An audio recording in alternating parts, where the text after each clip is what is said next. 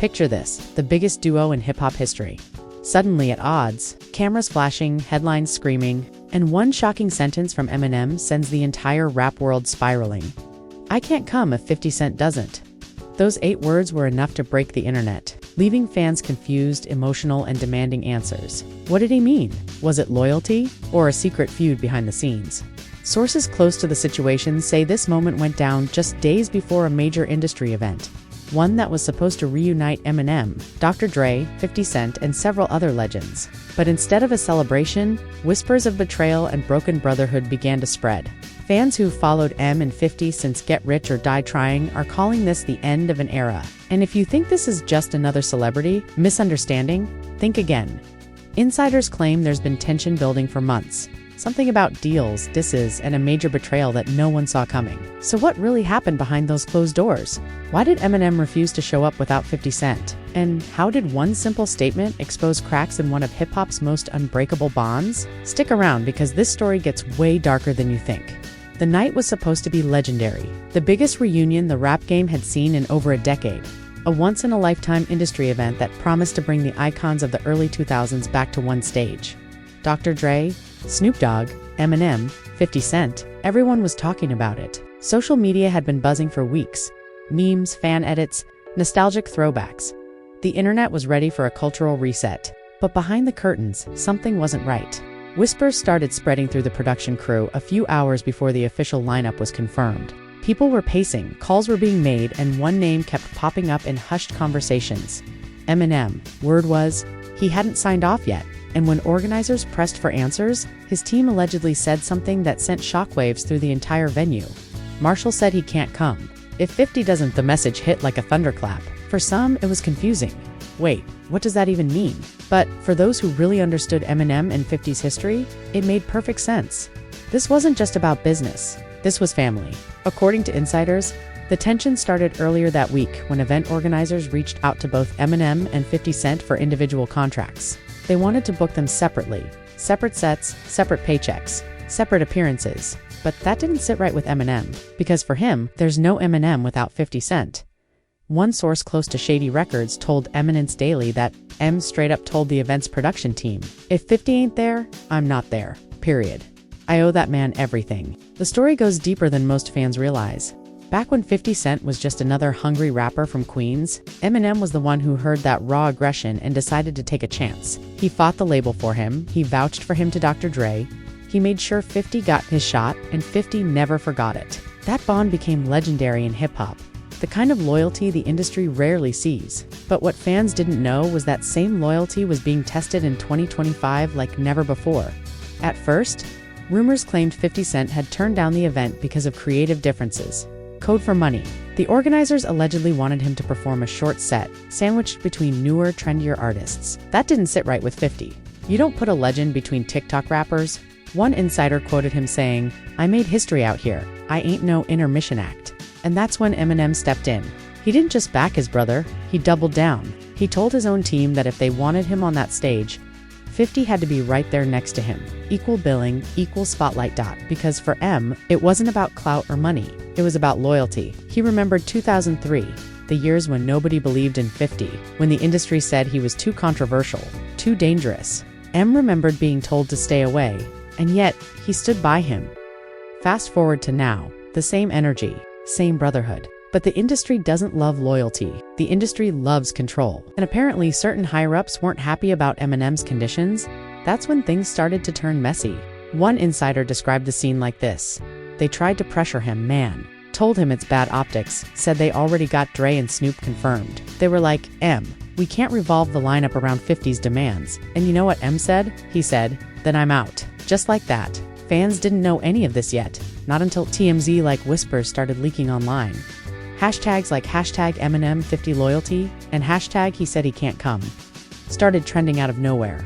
Clips of old interviews resurfaced where M had said things like, "I'll always ride for 50, that's my brother for life." Those clips suddenly felt prophetic.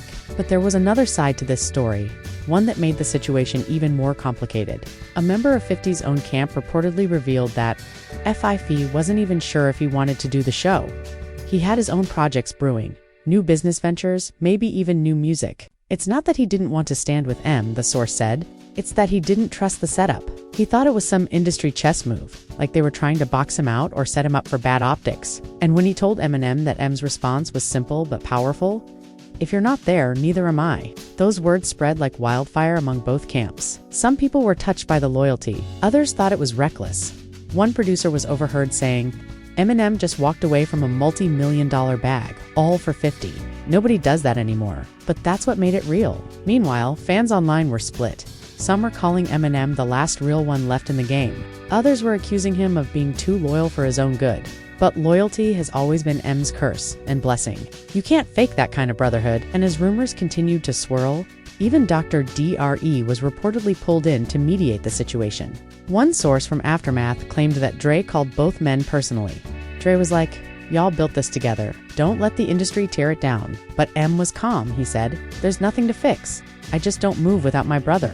That moment, according to insiders, left even Dre silent. The media, of course, twisted it.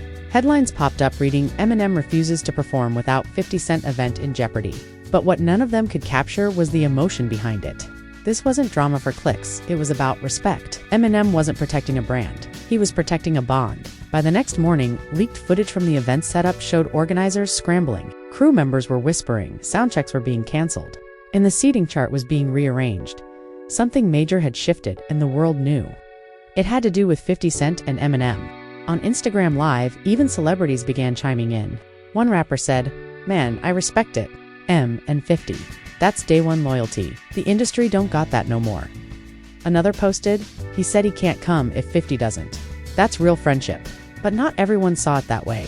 Some insiders were calling EMS loyalty a power play, saying it was his way of forcing the event organizer's hand, making sure 50 got the recognition he deserved. Whatever the truth was, it worked. Within 24 hours, the event team reportedly sent new contracts with 50 Cent's name printed right next to Eminem's.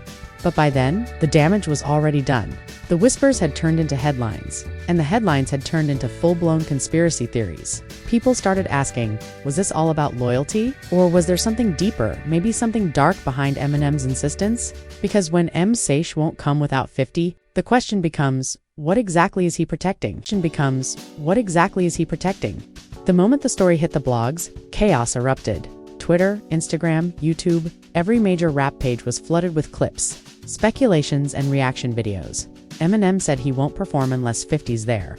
Became the headline of the day. The fans were split in two. One side calling it the realest thing M ever did, the other accusing him of being manipulated by nostalgia and loyalty.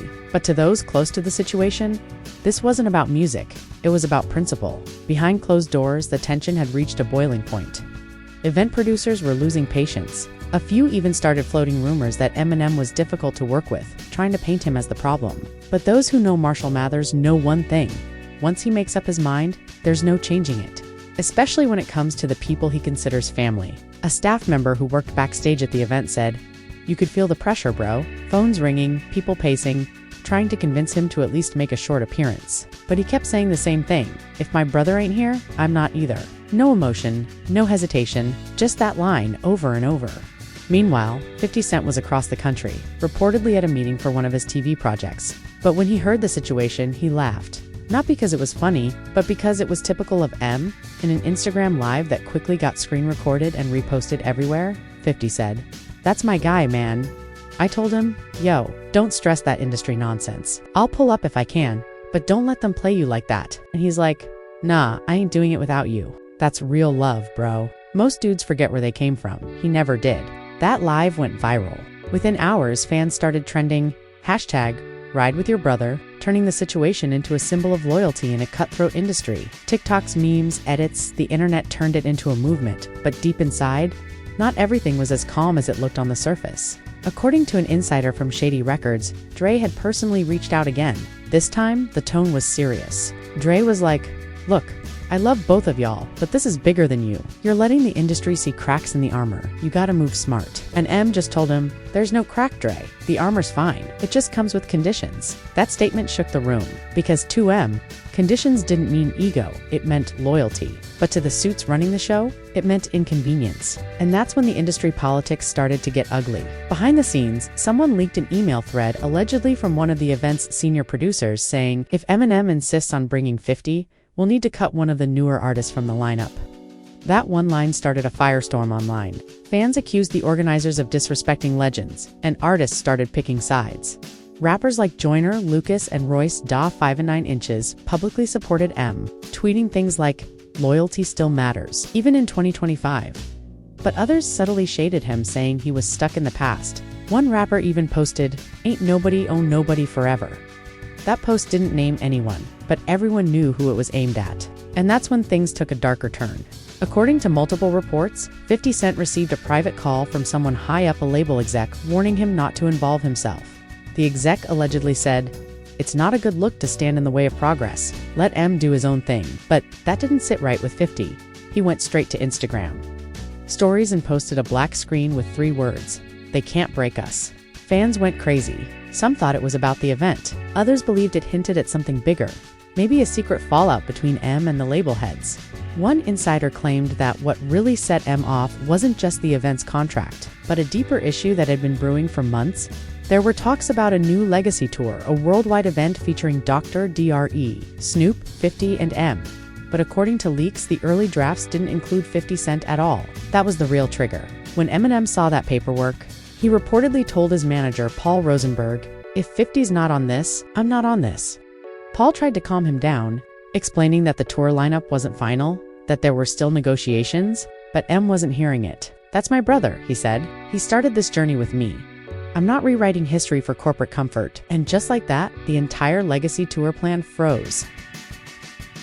Sponsors got nervous, investors pulled back, millions of dollars paused, all because one man refused to perform without another.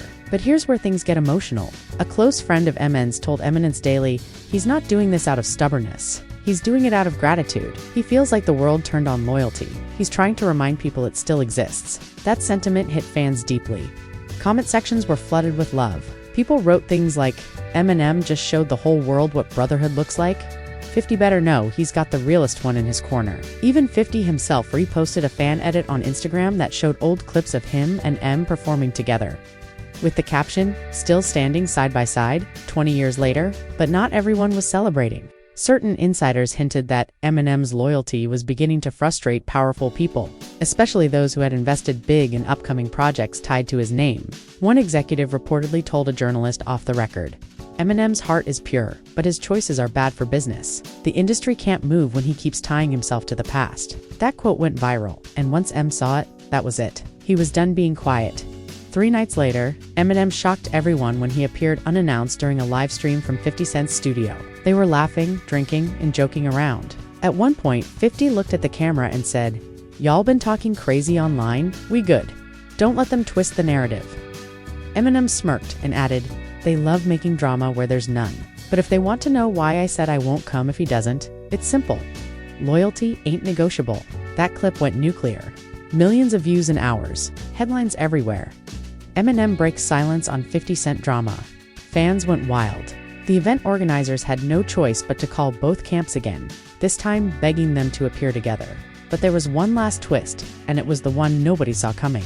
Even though they patched things up publicly, rumors started that someone within the industry had leaked private emails from EMS management, emails that included heated words about industry snakes, money traps, and fake loyalty. Screenshots began circulating online. Some claimed to be from M's team, others from 50's. No one knew what was real anymore. The trust they had in each other, the same trust that built their empire, was suddenly under threat from outsiders who wanted to divide them. That's when Eminem allegedly called 50 directly. "No assistants, no managers, just 2 brothers talking. They want us to turn on each other," M said quietly. "They can't," 50 replied. "They don't even know what this is built on." And just like that, the storm didn't end. It evolved. Because while fans thought the story was over, insiders say it was only the beginning of a much deeper fight, one that had nothing to do with music, and everything to do with loyalty versus power. By the time the dust settled, the story wasn't about music anymore. It was about control. The industry couldn't believe what had just happened. One man, Eminem, had single-handedly stopped a multi-million-dollar show simply because of loyalty. And to the suits in power, that made him dangerous. Because loyalty, in their world, meant unpredictability. Behind closed doors, meetings were happening that M and 50 had no clue about. Executives sat around long tables, whispering about containment.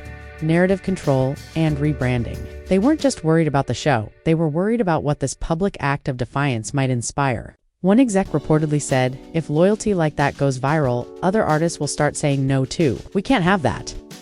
Meanwhile, fans were treating Eminem and 50 like modern-day rebels, standing up against a system that had long tried to dictate every move artists made. Memes of M and 50 as Batman and Robin took over the internet. Someone even edited a video showing clips of their old collaborations, mixed with headlines about their current stand. Captioned, "Real, recognize real, even in 2025. But while the internet celebrated, things behind the scenes were getting darker. One of M's longtime team members, Mike, a fictional insider, started noticing strange moves, people being replaced quietly, meetings being canceled, calls from record executives suddenly going unanswered. When he asked around, someone told him there's pressure from the top. They're trying to freeze out anyone who sides with M's loyalty stance. And that's when 50 got the call. A mysterious offer came his way, a new streaming deal, supposedly massive, but with one strange condition. No mention of Eminem. 50 didn't even need to think twice. He turned it down flat, but the fact that they even tried made him furious. He called M that night. "Yo, they really think they can divide us with money," he said. M laughed quietly. "They've been trying to do that since '03. Yeah," 50 replied, "but they forgot. We already got ours. They can't buy loyalty." Still, the system didn't give up easily over the next week. Multiple entertainment blogs, clearly fed by someone inside, started dropping anonymous insider stories suggesting that 50 and M's relationship had turned toxic.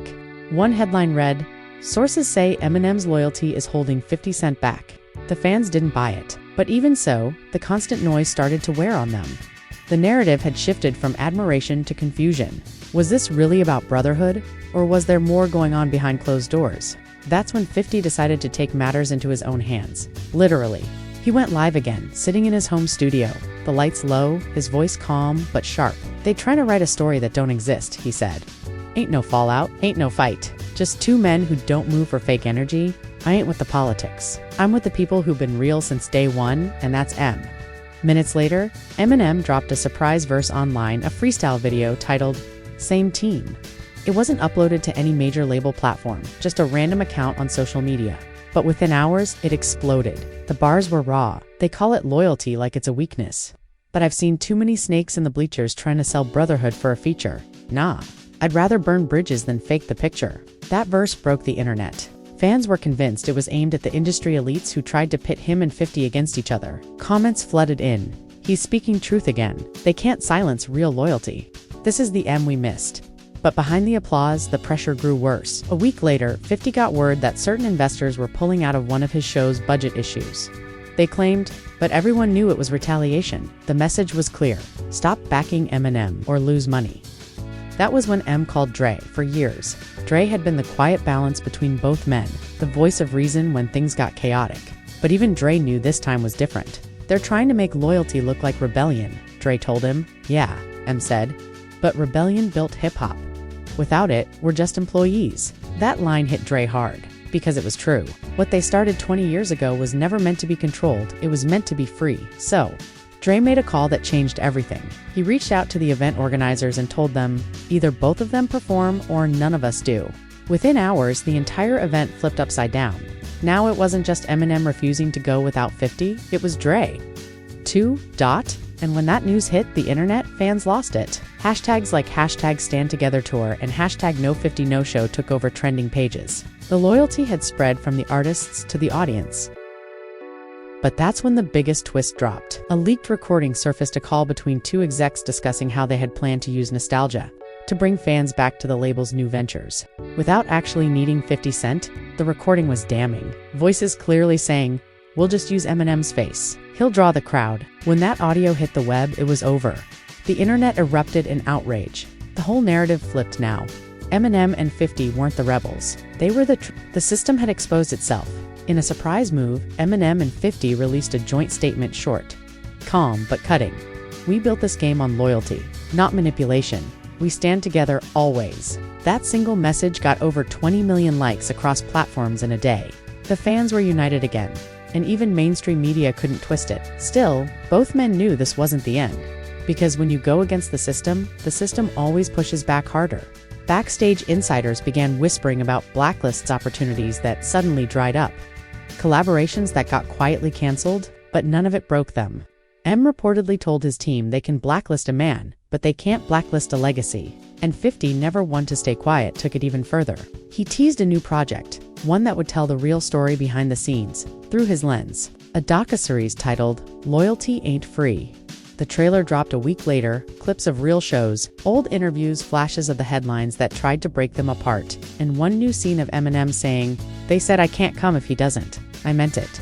The internet went wild again. Fans flooded the comments. This is history. Loyalty greater than money? They really tried to break them and failed. For the first time in months, the industry realized something terrifying. They hadn't destroyed the narrative. They had accidentally strengthened it. Now, instead of two aging rappers clinging to the past, the world saw them as the embodiment of what hip-hop was built on: respect, loyalty, and truth. But what nobody knew yet was that the biggest moment was still coming. One final act that would silence every rumor, every exec, and every critic who doubted their brotherhood, because when the lights hit that stage again, the world was about to witness the ultimate comeback. Weeks passed. The blogs had gone quiet, the rumors had burned themselves out, and the executives who once moved in the shadows were now hiding from their own mess. But to the fans, one question still echoed across social media. Would Eminem and 50 ever share a stage again? Then, without warning, the answer dropped. A black and white teaser appeared on both their pages. No caption, no promo. Just a short video of two microphones side by side and a single line of text at the end. October 21st, one night only. The internet lost its mind. Was it a concert? A documentary premiere? A protest? Nobody knew. All they knew was that it was happening in Detroit, the same city where their story began. Tickets vanished in minutes. Fans flew in from across the country outside Ford Field. Reporters, bloggers, and influencers swarmed the gates. Everyone wanted to witness whatever was about to go down. Inside the arena, the lights dimmed. The crowd roared like thunder. A single spotlight hit the center of the stage, and then, through the smoke, a familiar silhouette appeared, hood up, mic in hand. The stadium shook. "Detroit," the voice growled. It was 50 Cent. He paused for a moment, letting the crowd chant his name. Then he leaned into the mic and said, "They tried to say we fell out. They tried to say loyalty don't sell. But look at this, 20 years later, we still here." The crowd erupted again, but just when the cheers began to fade, the entire arena went dark. Silence. Then boom, fireworks exploded on the screen behind him, forming a single word: brotherhood.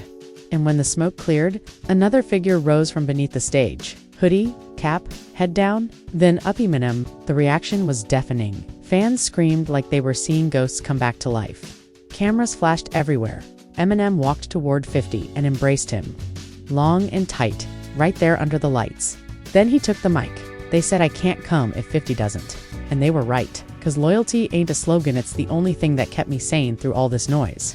The music hit an all-new track they'd secretly recorded just for this night. Heavy drums, sharp lyrics, a message that sliced through every rumor and lie. They said, "The money make the man. I said the man make the code. You can buy the crowd, but you can't buy the soul. We don't bend, we don't fold. This is brothers over gold." Every bar felt like a middle finger to the industry machine that tried to divide them. And in that moment, it wasn't about contracts, sponsors, or politics. It was about reclaiming what hip-hop meant to them. Midway through the performance, the giant LED screens flashed real headlines, the same ones that had once painted them as broken apart, and one by one, those headlines burned away into flames, replaced by a single phrase: "Still standing." Even the executives watching from luxury boxes couldn't hide the shock. They'd tried to bury a story, and instead, it became a movement. It became a movement. When the song ended, Eminem and 50 stood side by side, breathing hard, sweat dripping, the crowd still screaming. M looked out over the audience and said, "You can't cancel truth. You can't silence respect. And you sure as hell can't fake loyalty." 50 laughed, took the mic, and added, "We built this from the mud. No machine, no PR, just trust." That's why they scared, 'cause loyalty don't need a sponsor. Then something unexpected happened. Dr. Dre appeared from the side of the stage, smiling, nodding to both of them. The three hugged as the crowd went wild again. It was a full circle moment. The mentors, the protégés, the legacy, all in one frame. Later that night, as the live stream replayed around the world, fans flooded comment sections. They turned loyalty into an anthem. This is how you end an era with truth. They really said no to millions just to stand together. Backstage, cameras caught a quiet moment between the two. 50 was half laughing, half shaking his head. "Bro, you realize we just blew up the internet again?" M smiled. "Good, maybe now they'll remember what this was all about." But even then, neither of them mentioned the industry by name. They didn't need to. The message was loud enough. Loyalty over leverage. By morning, clips from the concert dominated every feed. TikTok's reaction videos, news headlines, everyone wanted a piece of the moment. Even rival artists were posting respect. One caption read, "Real ones don't need to explain. Salute." The event organizers, those who once tried to play puppet master, suddenly released a public statement, calling the reunion a symbol of unity in music. But fans weren't fooled. They knew the truth. In the days that followed, streams of Eminem and 50 Cent's classics skyrocketed. Old songs like Patiently Waiting and Don't Push Me climbed charts again. A whole new generation discovered their bond for the first time. And quietly, something shifted in the industry. Other artists began demanding creative freedom clauses, loyalty clauses, fairness clauses. The power balance had tilted just a little, but enough to scare the suits who once called the shots. As for M and 50, they disappeared again, back into the studio, away from the noise. Insiders said they were working on a joint project, something raw and honest that would seal their legacy. But they kept it under wraps.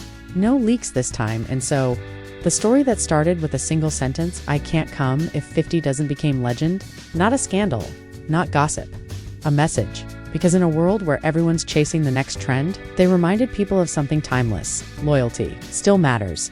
And that's how the night the industry tried to break became the night hip-hop remembered its heart. Two friends, two icons, proving that real loyalty outlives money, fame, and manipulation. Whether you believe every detail or see it as a dramatized story, one thing is clear: their bond defines an era. So, what do you think? Was it pure loyalty? Or a perfectly timed power move? Did Eminem and 50 just remind the whole world what authenticity looks like?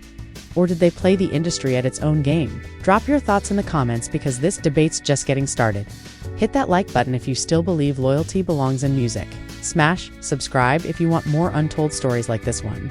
And don't forget to share this video with every real hip-hop fan you know, because at the end of the day, whether you're in the spotlight or watching from the crowd, loyalty is the only verse that never goes out of style.